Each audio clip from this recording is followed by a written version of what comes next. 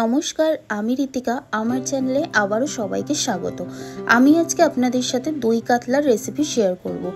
একদম বিয়েবাড়ির মতন স্টাইলে কিন্তু দই কাতলার রেসিপিটা আমি আপনাদের সাথে শেয়ার করব। তো এখানে দেখুন আমি কাতলা মাছ নিয়ে নিয়েছি, আর মাছগুলোকে কিন্তু ভালো করে ধুয়ে নিয়েছি। তো এখানে একটা পেস্ট রেডি করে নিতে হবে। তার জন্য এখানে আমি একটা মিক্সিং জার নিয়ে নিয়েছি। এর মধ্যে আমি সাদা সর্ষে ব্যবহার করলাম 2 চামচ মতন। 1 চামচ পোস্ত দিয়ে দিলাম। কাজু দিয়ে দিচ্ছি আপনার 6-7টা মতন কাজু ব্যবহার করছি।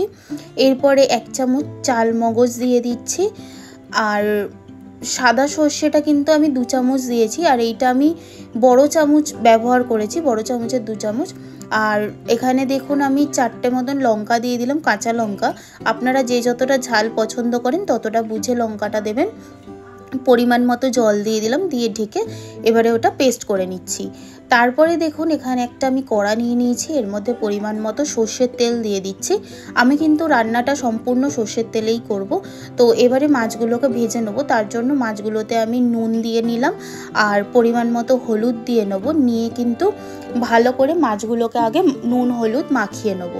মাখিয়ে নিয়ে তারপরে কিন্তু মাছগুলোকে ভেজে নেবো। আর হলুদের পরিমাণটা দেখতে পাচ্ছেন আমি কম দিয়েছি, যেহেতু দই কাতলা একটু সাদা সাদা হবে, তাই কিন্তু আমি হলুদের পরিমাণটা কম দিয়েছি। তো মাছগুলো আমার মাখানো হয়ে গেছে।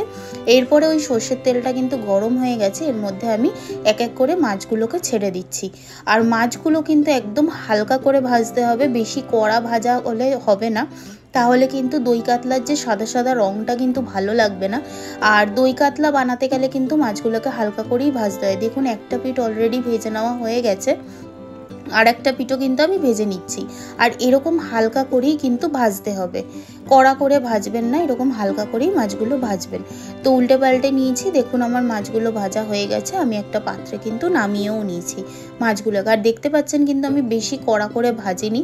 এরপরে ওই তেলের মধ্যেই মাছ ভাজার যে তেলটা আছে ওই তেলের মধ্যেই কালো জিরে দিয়ে দিলাম ফোড়নে। এরপরে এর মধ্যে আমি সামান্য আদা রসুন বাটা ব্যবহার করব, একদম অল্প পরিমাণে। দেখুন ছোট চামচের 1 চামচও দিইনি, 1 চামচের একটু কম ব্যবহার করেছি। এরপরে এটাকে ভালো করে একটু কষিয়ে নিতে হবে, যাতে আদা রসুনের কাঁচা গন্ধটা চলে যায়। আমার কিন্তু আদা রসুনের পেস্টটা কষিয়ে নেওয়া হয়ে গেছে। এরপর এর মধ্যে যে পেস্টটা আমি রেডি করে রেখেছিলাম সেই পেস্টটা আমি এর মধ্যে দিয়ে দিলাম। দিয়ে এটাকেও কিন্তু ভালো করে কষিয়ে নিতে হবে, নাহলে কিন্তু সর্ষে পোস্তর যে কাঁচা গন্ধটা সেটা থেকে যাবে। তো এটাকেও দেখুন আমি ভালো করে কিন্তু কষিয়ে নিচ্ছি কিছুক্ষণ, 5 মিনিট মতন একটু কষিয়ে নিলেই হয়ে যাবে। তো আমি ভালো করে একটুখানি কিছুক্ষণ কষিয়ে নিচ্ছি। নিয়ে এরপর দেখুন এর মধ্যে আমি স্বাদ অনুযায়ী নুন ব্যবহার করছি, আর কাঁচা লঙ্কা দিয়ে নিচ্ছি। কাঁচা লঙ্কাগুলো আমি চিড়ে নিয়েছি। আপনারা যে যতটা পরিমাণে ঝাল পছন্দ করেন ততটাই কিন্তু লঙ্কা ব্যবহার করবেন। যেহেতু আমি পেস্টেও লঙ্কা দিয়েছি, তাই আমি এখানে কাঁচা লঙ্কাটা কেটে চিড়ে ব্যবহার করছি। আপনারা যদি না দিতে চান নাও দিতে পারেন। তো এবারে দেখুন আবার একটুখানি মিক্স করে নিচ্ছি। নিয়ে এর মধ্যে আমি ফেটিয়ে রাখা টক দইটা ব্যবহার করছি। টক দইটা কিন্তু আমি আগে থেকে ফেটিয়ে রেখেছিলাম। আর এখানে আমি ছোটো বাটির 1 বাটি মতন টক দই ব্যবহার করছি। তো টক দইটা দিয়ে আবার একটুখানি কিন্তু নাড়াচাড়া করে নিয়ে টক দইটা ভালো করে মিক্স করে নিতে হবে এর সাথে। দেখুন ভালো করে কিন্তু আমি মিক্স করে নিয়েছি। এবার একটুখানি কিছুক্ষণ আমি ফুটিয়ে নিচ্ছি। নিয়ে এরপরে যে পেস্টটা আমি রেডি করেছিলাম সেই পেস্টের যে বাটিটা ছিল সেই বাটিটার মধ্যে একটু জল দিয়ে ওটা ধুয়েই কিন্তু জলটা আমি এর মধ্যে ব্যবহার করছি। আপনারা চাইলে অন্য জলও দিতে পারেন, সেটা কোনো প্রবলেম নেই। তো দেখুন জলটা দিয়ে নিলাম, দিয়ে একটুখানি কিছুক্ষণ কিন্তু ঢাকা দিয়ে আমি ফুটিয়ে নেব। তো জলটা দিয়ে একটু নাড়াচাড়া করে নিচ্ছি। এরপরে কিন্তু ঢাকাটা দিয়ে আমি কিছুক্ষণ ফুটিয়ে নেব। কিছুক্ষণ আমি ফুটিয়ে নিয়েছি। এরপরে ঢাকনাটা তুলে নিলাম। নিয়ে এরপরে এর মধ্যে আমি ভেজে রাখা মাছগুলো কিন্তু এক এক করে দিয়ে নেবো। আর হালকা করে মাছগুলো দেবেন, যেহেতু মাছগুলো আমি হালকা করে ভেজেছি তাহলে কিন্তু ভেঙে যাওয়ার চান্স আছে। তো মাছগুলো কিন্তু আমি হালকা করে এর মধ্যে দিয়ে নিচ্ছি। দিয়ে কিন্তু নাড়াচাড়া করব না, আবার কিন্তু আমি ঢাকনাটা দিয়ে কিছুক্ষণ একটু ফুটিয়ে নেবো ঝোলের সাথে মাছগুলো, যাতে মাছগুলোর মধ্যে ঝোলটা ঢুকে যায়। তো তার আগে দেখুন এর মধ্যে আমি সামান্য একটু চিনি ব্যবহার করছি, এতে টেস্টটা কিন্তু খুব সুন্দর ব্যালেন্স থাকে।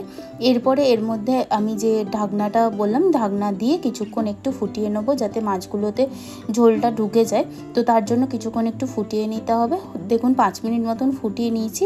এরপরে ঢাকনাটা সরিয়ে নিলাম, নিয়ে হালকা করে একটুখানি মিক্স করে নিলেই কিন্তু একদম রেডি হয়ে যাবে দই কাতলার রেসিপিটা। আর কত সহজ পদ্ধতিতে আপনাদের সাথে শেয়ার করলাম দই কাতলার রেসিপিটা, আপনারা দেখতেই পেলেন। এরকম সহজ সহজ রেসিপি পাওয়ার জন্য আমার চ্যানেলটা সাবস্ক্রাইব করে দিন, একটা লাইক করে দিন, আর কমেন্ট করে জানাবেন রেসিপিটা কেমন লেগেছে। আর আরও নতুন রেসিপি পেতে গেলে আমাকে কমেন্ট করে জানাবেন আপনারা কীরকম রেসিপি পেতে চেয়েছেন। এরপরে এর মধ্যে সর্ষের তেল দিয়ে দিলাম, ওপর দিয়ে সর্ষের তেল দিয়ে এটা কিন্তু সার্ভ করে নেবো আমি। আর এটা গরম ভাতের সাথে খেতে কিন্তু অসাধারণ লাগে। এরপরে এটা দেখুন আমি একটা পাত্রে সার্ভ করে নিচ্ছি।